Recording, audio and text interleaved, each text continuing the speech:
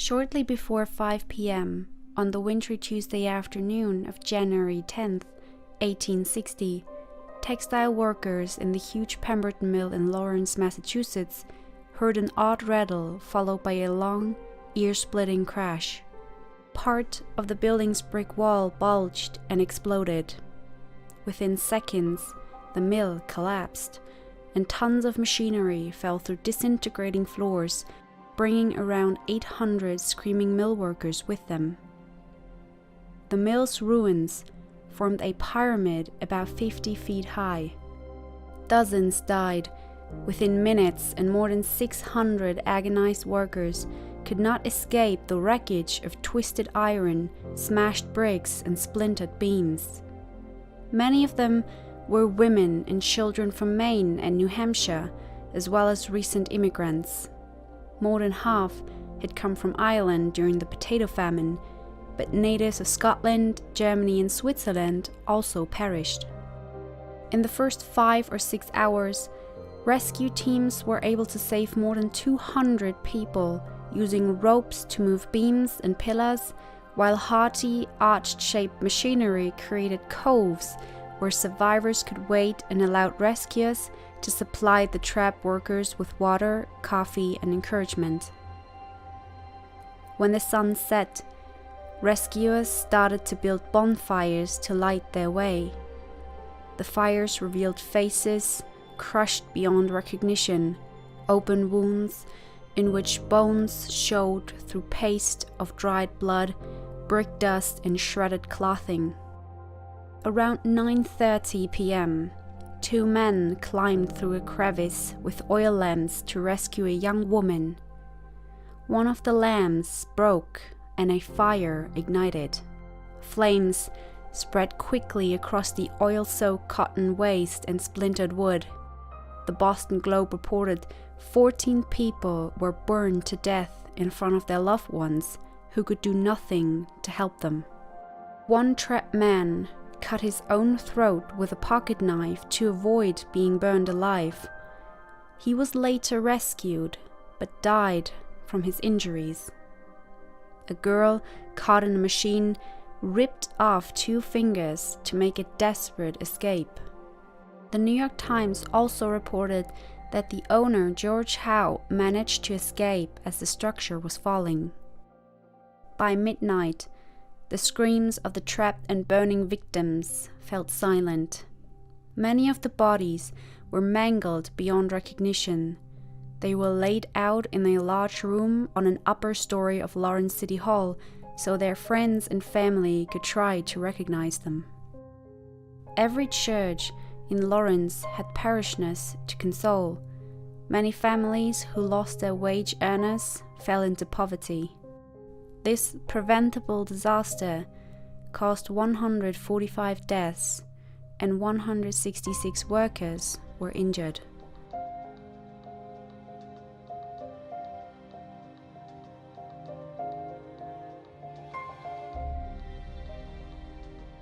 The 5-story high textile mill was financed by John Lowell and his brother-in-law J. Pickering Putnam, and cost around $850,000. It was designed and built by the Essex Company under the supervision of Captain Charles Bigelow, a highly regarded engineer who already had built a dam and a canal, a machine shop, and other mills in Lawrence. During the financial panic of 1857, Lowell and Pickering sold the Pemberton Mill to George Howe and David Nevins for a $350,000 loss. The new owners sought to reap the maximum capacity, stuffing more heavy machinery into the factory to increase their profit. With 2,700 spindles and 700 looms in operation at the time of the disaster, the mill ran with great success, earning its owners about $1.5 million a year. The money was rolling in, and concern for the workers was far from first priority.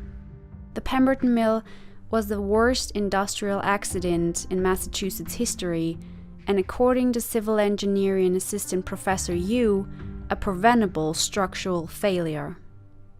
the mill's designer and chef architect Bigelow wanted to build the largest and most efficient mill in New England and made several construction mistakes. Some were due to the lack of sufficient scientific and engineering knowledge, but others, such as using poor quality building materials and the fact that too many textile machines were packed into the mill, were simply due to ignorance and to maximize profits. Later, static and dynamic analysis showed three main causes for the disaster. First, its structural system was inherently weak due to the mill's excessively large windows and thin walls. Second, its construction period was much shorter than other mills at the time in New England, suggesting possible quality problems during construction.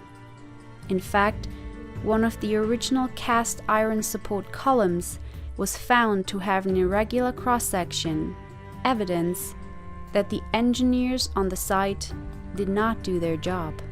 And third, the heavy machinery used in cutting and punching textile was excessively loaded on the mill's fourth floor on the day of the collapse.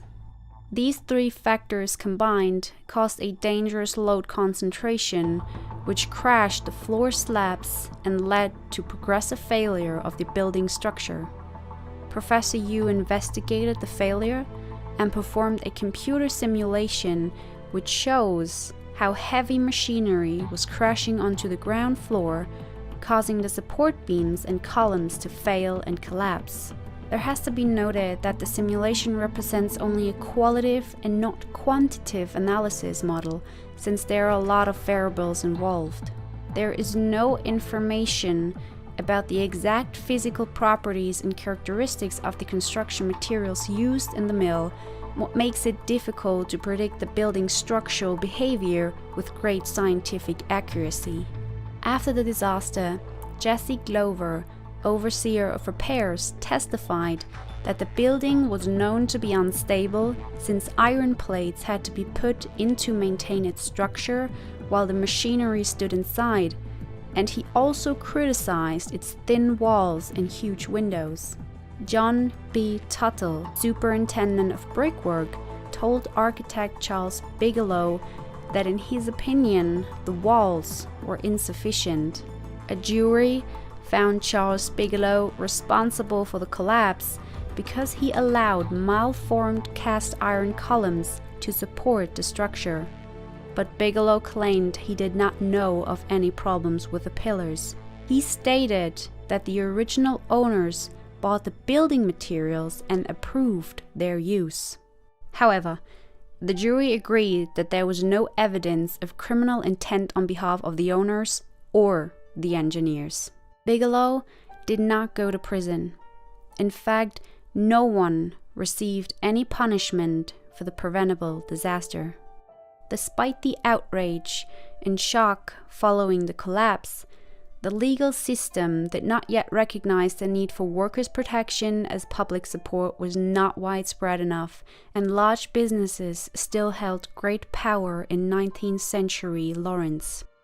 It took another major tragedy, the Triangle Shirtwaist Factory fire in New York City in 1911, to begin to create workplace safety reforms.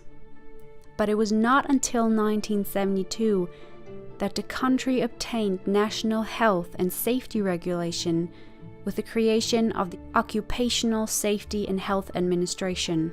The disaster evoked a charitable response from many, and $20,000 from donors, wealthy and poor, were collected. However, at the time, there was no required workers' compensation, so many families of victims lost a primary source of financial support. After the Pemberton Mill collapsed, the owners completely rebuilt it, and the mill still stands today.